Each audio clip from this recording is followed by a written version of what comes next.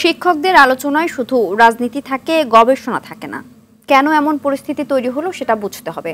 গত 15 বছরে দলীয় লেজুর ভিত্তিতে শিক্ষক নিয়োগ দীর্ঘমেয়াদে বিশ্ববিদ্যালয়গুলোকে ভঙ্গুর করবে বলে আশঙ্কা করেছেন শিক্ষা উপদেষ্টা ওয়াহিদুদ্দিন মাহমুদ। সকালে রাজধানীর একটি হোটেলে বাংলাদেশ উচ্চ শিক্ষা সম্মেলনে এসব কথা বলেন তিনি। শিক্ষা উপদেষ্টা বলেন, উচ্চশিক্ষায় মানের অবনতি, অনিয়ম, দুর্নীতির মধ্যেও অনেক শিক্ষকের গবেষণার মান আন্তর্জাতিক পর্যায়ের। বিদেশে উচ্চশিক্ষা নেয়ার পর দেশে ফিরে আসা বিপরীতমুখী ধারা তৈরি হয়েছে বলেও জানান শিক্ষা উপদেষ্টা। তবে ভালো মানের শিক্ষক অবকাঠামো না থাকায় জেলায় জেলায় থাকা বিশ্ববিদ্যালয়গুলোর স্বাভাবিক মৃত্যু হবে বলেও আশঙ্কা করেন। দলীয়করণ বাদ দিয়ে মেধার স্বীকৃতি দেয়া হলে উচ্চশিক্ষার মান উন্নয়ন সম্ভব বলে মত দেন শিক্ষা উপদেষ্টা।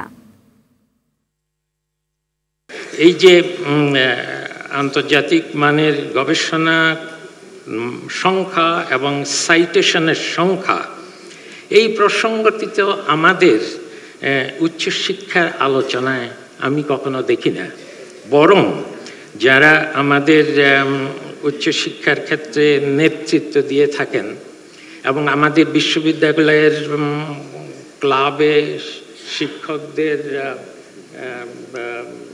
যেখানে মিলিত হন, এসব জায়গায় আলোচনায় শুধু রাজনীতি, কোন শিক্ষকের এই আন্তর্জাতিক মানের সাইটেশন কত দূর হলো, এগুলো নিয়ে আমি কখনো আলোচনা করতে দেখি না।